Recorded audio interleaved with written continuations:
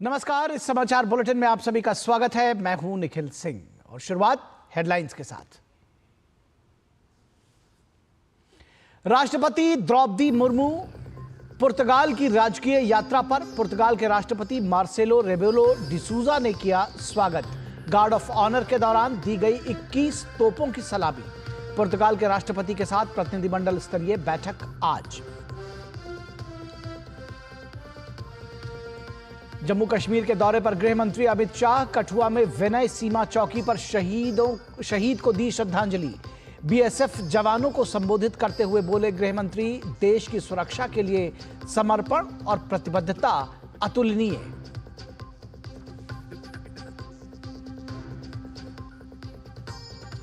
पश्चिम बंगाल शिक्षक भर्ती घोटाले से घिरी ममता बनर्जी सरकार। भाजपा का सीएम ममता बनर्जी के खिलाफ विरोध मार्च। मुख्यमंत्री से मांगा इस्तीफा। सुप्रीम कोर्ट 25,000 से अधिक शिक्षकों और कर्मचारियों की नियुक्ति को कर चुका है रद्द। दिल्ली में स्कूलों में फीस बढ़ोतरी पर रेखा सरकार सख्त। बोली, दिल्ली के शिक्षा मंत्री बर्दाश्त नहीं करेंगे कॉमर्शलाइजेशन ऑफ एजुकेशन। दिल्ली के अभिभावकों के हित को बताया सर्वोपरि। और उत्तर पश्चिम भारत में भीषण गर्मी का पूर्वानुमान। गुजरात और पश्चिम राजस्थान में हीट वेव का रेड अलर्ट। हरियाणा, दिल्ली में भी अगले 3 से 4 दिन रह सकती है हीट वेव की स्थिति।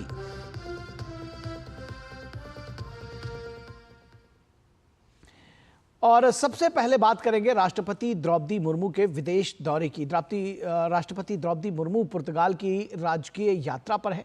राष्ट्रपति मुर्मू आज सुबह पुर्तगाल की राजधानी लिस्बन के प्राका डे एम्पोरिया प्रंगाड पहुंची।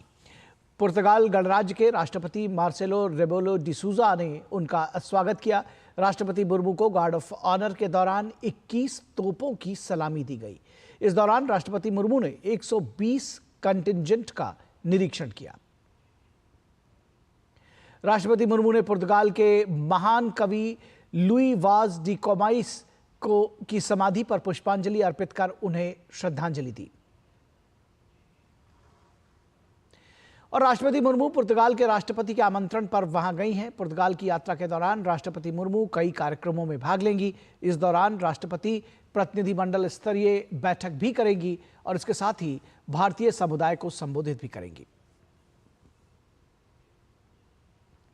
तो कई मायनों में महत्वपूर्ण है राष्ट्रपति द्रौपदी मुर्मू का ये लिस्बन का दौरा, पुर्तगाल का दौरा, और इस पर हम और अपडेट्स आपको लगातार देते रहेंगे।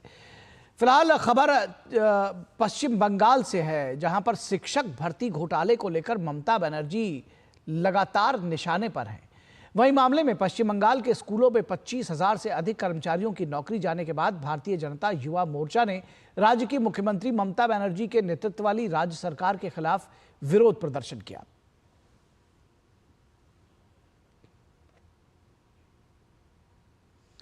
और पश्चिम बंगाल विधानसभा में विपक्ष के नेता शुवेंदु अधिकारी ने एसएससी शिक्षकों की नौकरी जाने के मामले में मुख्यमंत्री ममता बनर्जी पर निशाना साधते हुए कहा कि सुप्रीम कोर्ट ने कई बार ममता बनर्जी से असली और फर्जी को अलग अलग करने का अनुरोध किया।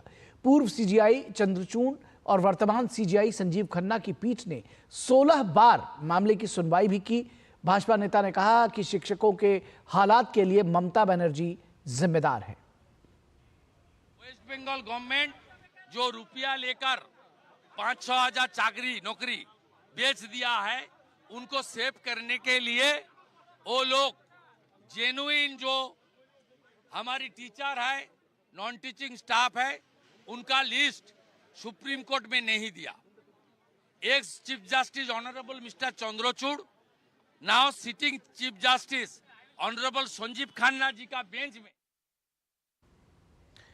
और भाजपा नेता शुवेंदु अधिकारी ने कहा कि हमारी मांग है कि जो शिक्षण संस्थान, जो वास्तविक शिक्षण, और हरदीप सिंह पुरी की प्रेस कॉन्फ्रेंस सीधे live. Connection per household, then the entire country is covered. In fact, I would say there's more than 100% LPG coverage. In addition to that, we have an Ujjwala scheme. The Ujjwala scheme was introduced in 2016. And the Ujjwala scheme also has something like 100 million plus or 10 crore plus beneficiaries. And the advantage of the Ujjwala scheme and overall LPG connection is that today our brothers and sisters, more our sisters, they can have freedom from firewood, coal, cow dung, cakes, etc., all the traditional cooking fuels, which is not the case even in some advanced countries, where even though the country is developed, the rural countryside is still using firewood and coal, etc.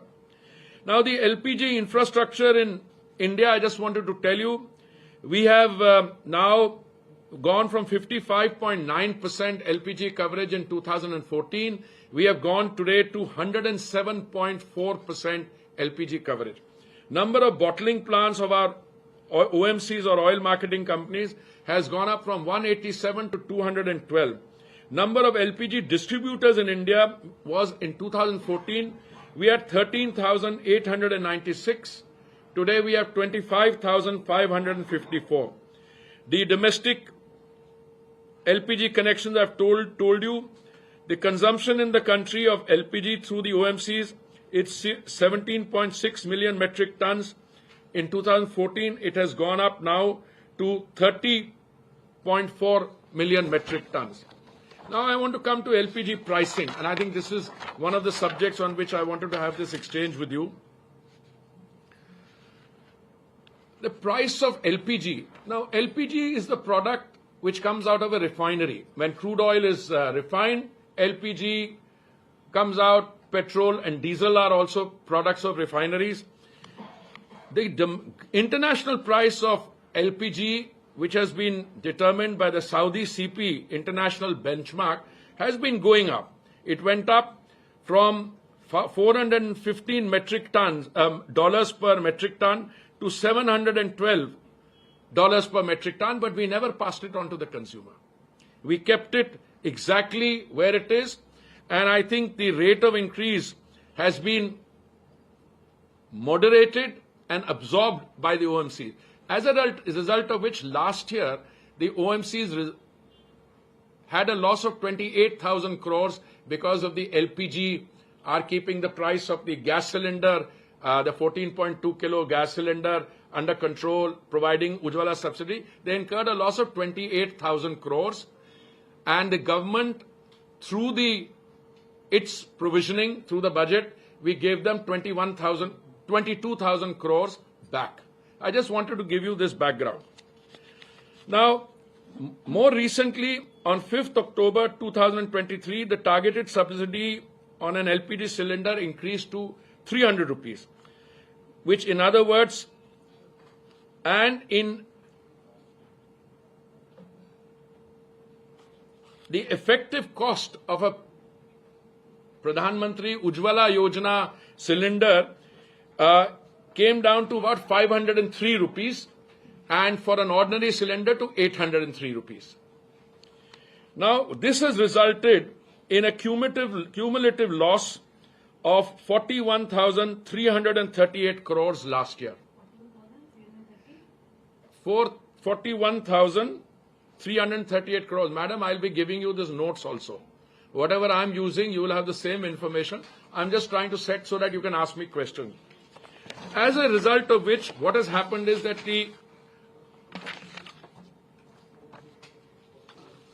Saudi CP international benchmark rose by 63% from 385 metric tons in July 23 to $629 per metric ton in February 25. It was a 63% increase.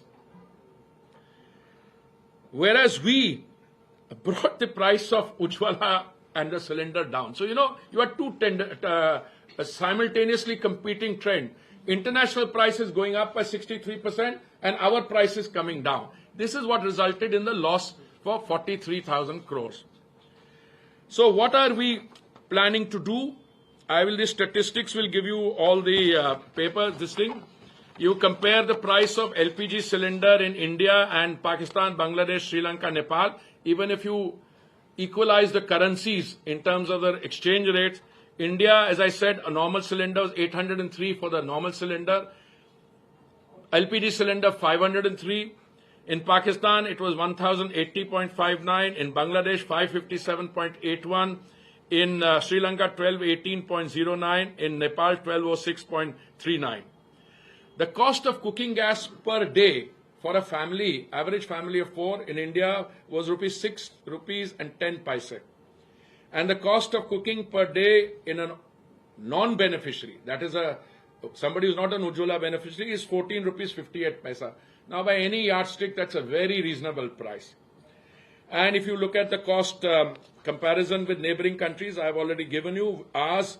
The thing has come down by 23% in our price at a time when global prices were riding.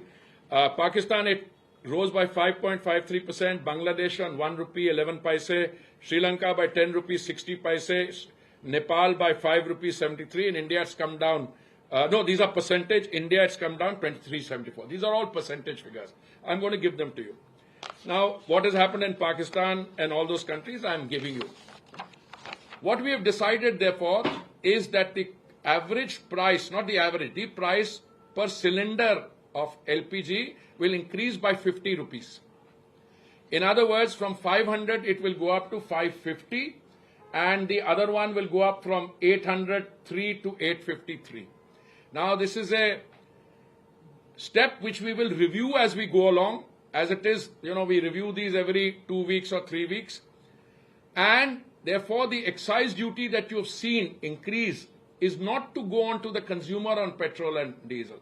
As I kept telling you, that excise increase is intended to compensate the oil marketing companies for the 43,000 crore that they have incurred as a loss on the gas part of it. Now you will say, what will happen to petrol and diesel? As I told you, the inventories that they are carrying are 45 days old. The inventories are very clearly at a much higher price.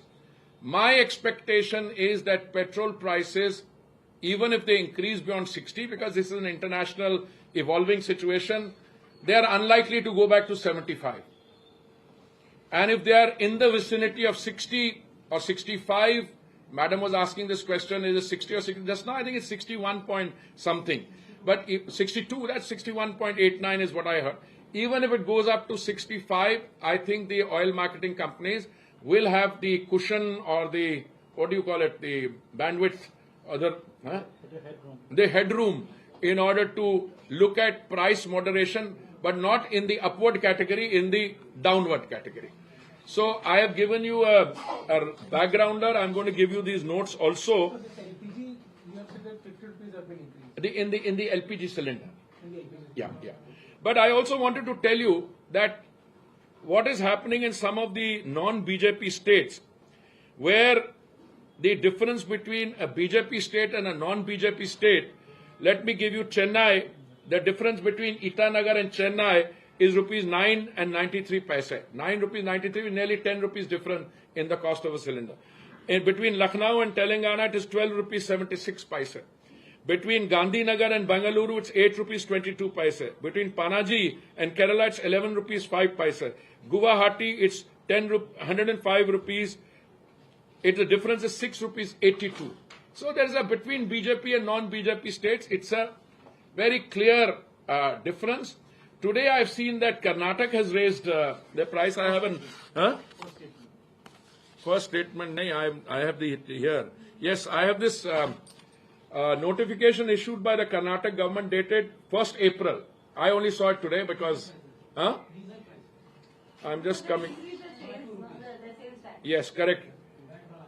For the words and figures 18.44%, the words figure 21.17% shall be substituted. Yeah. But Karnataka, I'm not surprised. They are not stopping at fuel only. They have taken milk prices also, etc. So we leave that aside. So now, again, I want to give you the overall picture. My assessment is that as we go forward from here, international prices of gas also are expected to come down. By next year, year after, they will come down substantially. But since we are giving such a comfortable cushion to our companies,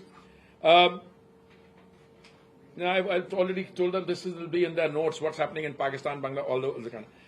So this 50 rupees increase per cylinder will be for the Ujjwala beneficiary, and overall for the non-Ujjwala beneficiary, it will be again 50 rupees will go up from 803 to 853. Again, this will be reviewed every 15 days or 1 month, whichever is the system. And in the case of petrol and diesel, as I said, if this trend remains, then the price is likely to be revised by them. It's a deregulated sector. They don't have to come to us. हाँ जी, आप कुछ सवाल पूछ रहे थे? हाँ जी, एक minute किस चीज का price? Tomorrow morning. So you are getting a first preview into it. 50 रुपए पर सिलेंडर भैया बढ़ेगा, वो भी at a time like this. This is really to deal with that 41,833 crore loss that they've made. So the excise duty rate is for that, not for relax.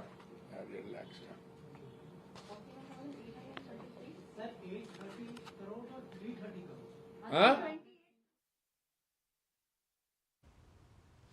तो आप देख रहे थे पेट्रोलियम एवं तेल मंत्री हरदीप सिंह पुरी की प्रेस कॉन्फ्रेंस, जो उज्ज्वला योजना के विषय में जानकारी दे रहे थे. उन्होंने कहा कि ये योजना मील का पत्थर साबित हुई है और उसमें जो जिस तरह से सब्सिडी बढ़ाई गई सरकार की ओर से, उससे तमाम वर्गों को और ख़ास तौर पर जो वंचित वर्ग के लोग थे, तबके थे, उनको बड़ा फ़ायदा हुआ. और इसमें जो जिस तरह से पंक्ति में खड़े आखिरी आदमी तक ये जो एलपीजी सिलेंडर्स पहुंचे हैं, उससे बहुत बड़ा परिवर्तन आया और ये योजना मील का पत्थर साबित हुई. उन्होंने कहा कि एलपीजी सिलेंडर की जो कीमतों की अगर बात करें तो दुनिया भर में एलपीजी के रेट्स बढ़े हैं, लेकिन भारत में ये कीमतें स्थिर रही हैं पिछले काफ़ी समय से.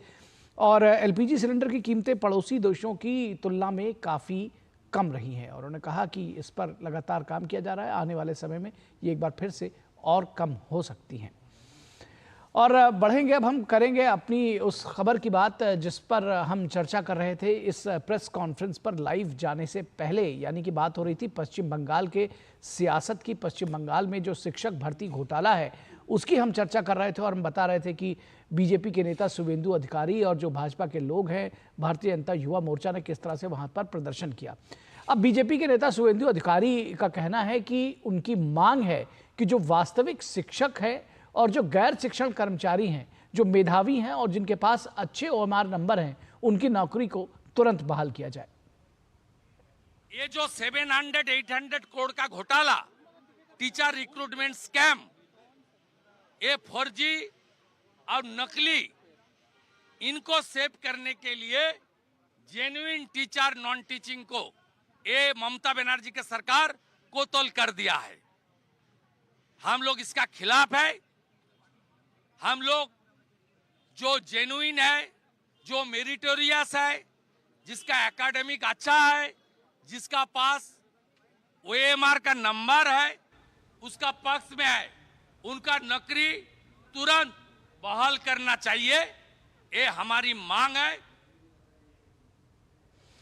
तो ये कहना है कि भाई जो चीफ जस्टिस ऑफ इंडिया की जो पुराने chief of justice of India थे और जो वर्तमान चीफ जस्टिस ऑफ इंडिया है, उनकी पीठ ने, अगर दोनों को मिलाकर देखा जाए तो उनकी पीठ ने 16 बार इस मामले की सुनवाई की और बार बार पश्चिम बंगाल सरकार से ये दरखास्त करते रहे, कहते रहे, उनको आदेश भी देते रहे कि जो अलग अलग जिनके ऊपर घोटाले का आरोप है, ऐसे जो शिक्षक हैं जिनके ऊपर गड़बड़ियों का आरोप है, उनकी जो लिस्ट है, वो फहरिस्त है, उसको अलग करिए, उनको अलग करने की बात करते रहे. लेकिन ऐसा नहीं किया ममता बनर्जी सरकार ने.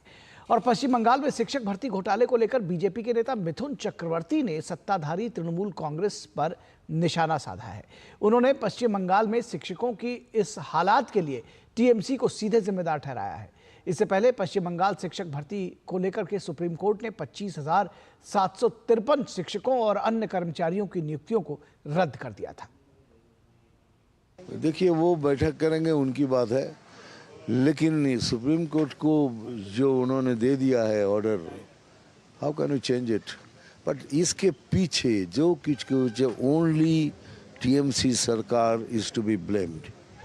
यही ब्लेम करना है इनको, इन्हीं की वजह से सब कुछ हुआ है. पहली बात तो बोलिए, ये हुआ क्यों? ये सब दिन तो नहीं आते ना, नहीं देखना पड़ता. ये टीचर्स को, इनको किसी को नहीं दिखना पड़ता है। आज सब कुछ हो जाने के बाद आप बैठ के कुछ बात करेंगे। It is only to be blamed is TMC. और केंद्रीय गृह मंत्री अमित शाह जम्मू कश्मीर के 3 दिवसीय दौरे पर। इस दौरे के विषय में और हम आपको डिटेल्स देंगे, लेकिन यहाँ रुकेंगे एक छोटे से ब्रेक के लिए। ब्रेक के बाद हम हाजिर होंगे और दिखाएंगे आपको केंद्रीय गृह मंत्री अमित शाह का जम्मू कश्मीर दौरा।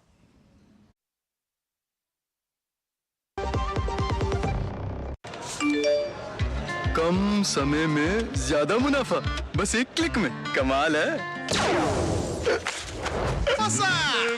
अनजान लिंक्स पर क्लिक मत कीजिए। आरबीआई कहता है जानकार बनिए, सतर्क रहिए। मेरी पसंद, मेरी पसंद, मेरी पसंद, मेरी पसंद, हमारी पसंद। हम सबकी पसंद। मजबूत देश का मजबूत सरिया हो गया स्टील। जो लक्ष्य चुना था समझ आने लगा है। जीएलए यूनिवर्सिटी, उच्च लक्ष्य की निश्चित प्राप्ति। स्वागत है आपका ब्रेक के बाद। और केंद्रीय गृह मंत्री अमित शाह जम्मू कश्मीर के 3 दिवसीय दौरे पर हैं। गृह मंत्री ने कठुआ में अंतर्राष्ट्रीय सीमा पर बीएसएफ की सीमा चौकी विनय का दौरा किया और जमीनी हालात का जायजा लिया। इस दौरान उन्होंने सीमा सुरक्षा बल के शहीद जवान सहायक कमांडेंट विनय प्रसाद को श्रद्धांजलि दी। सहायक कमांडेंट विनय प्रसाद 15 जनवरी 2019 को लड़ते हुए पाकिस्तानी स्नाइपर की फायरिंग से घायल हो गए थे और इलाज के दौरान वीर गति को प्राप्त हो गए। सहायक कमांडेंट विनय प्रसाद ने घायल होने के बावजूद वीरता का परिचय देते हुए अपने हथियार से न सिर्फ दुश्मन का मुकाबला किया, बल्कि अपने साथियों को भी सुरक्षित रखने का भरपूर प्रयास किया। बीएसएफ जवानों को संबोधित करते हुए गृह मंत्री अमित शाह ने देश की सुरक्षा के लिए उनके समर्पण और प्रतिबद्धता को अतुलनीय बताया और उनकी भूरी भूरी प्रशंसा की। गृह मंत्री शहीद पुलिस उपाधीक्षक हुमायूं भट्ट के परिवार से मिलने भी जाएंगे, जो 13 सितंबर 2023 को अनंतनाग जिले के कोकरनाग इलाके में आतंकवादियों से लड़ते हुए शहीद हुए थे। गृह मंत्री मंगलवार को श्रीनगर स्थित राजभवन में जम्मू कश्मीर के सुरक्षा हालात पर उच्च स्तरीय समीक्षा बैठक भी करेंगे। आप लोग देश की सीमा की सुरक्षा को सुनिश्चित करते हैं। कहीं पर सहन न हो सके इतनी ठंड में, मूसलाधार बारिश में या 45 डिग्री टेम्परेचर में एक भी क्षण न भौगोलिक विषमता न मौसम की विषमता आप लोगों को आलस करने की अनुमति नहीं देती। हर एक प्रकार के मौसम में हर एक प्रकार की भूगोल आपको न केवल चौकी पर तैनात रहना पड़ता है, आपका पूरा ध्यान दुश्मन देश को हरकत न करे इसकी ओर लगा रहेगा। और भारतीय जनता पार्टी ने वक्फ संशोधन कानून पर जम्मू कश्मीर विधानसभा में हुए हंगामे को लेकर जम्मू कश्मीर के नेशनल कॉन्फ्रेंस पर हमला बोला है। भाजपा सांसद डॉक्टर सुधांशु त्रिवेदी ने कहा कि वक्फ विधेयक को उचित प्रक्रिया के बाद संसद से पारित किया गया, जो संवैधानिक रूप से स्थापित है। लेकिन तमिलनाडु सरकार हो या फिर जम्मू कश्मीर की सरकार हो, जो भी इसका विरोध कर रही हैं, वे संविधान की घोर अवमानना कर रही हैं, क्योंकि संविधान के अनुसार कोई भी राज्य सरकार भारत की संसद द्वारा पारित किसी भी कानून का विरोध नहीं कर सकती। संविधान के अनुसार संसद के द्वारा पारित किसी भी कानून के बारे में किसी राज्य विधानसभा को किसी भी प्रकार की विपरीत टिप्पणी करने का अधिकार नहीं है। इससे बहुत साफ हो जाता है कि देश की जनता के सामने कि संविधान किनके हाथों में खतरे में है। और जम्मू कश्मीर विधानसभा में जिस प्रकार से बिल फाड़ा गया है, मैं कह सकता हूं कि यह संविधान की मूल भावना को तार-तार करने जैसा है, क्योंकि एक स्थापित व्यवस्थित प्रक्रिया के द्वारा संपूर्ण संवैधानिक आवश्यकताओं को पूर्ण करते हुए पारित कानून के विरोध में किसी राज्य विधानसभा के अंदर इस प्रकार का दृश्य बहुत साफ दिखाता है कि इन लोगों के हाथों में कानून खतरे में है, और ये लोग जो कानून की किताब जेब में रखते हैं, ये साफ दिखा रहा है कि कानून को जेब में ही रखना चाहते हैं। तो इस समाचार बुलेटिन में बस इतना ही। हमारी पूरी टीम को दीजिए इजाजत। नमस्कार।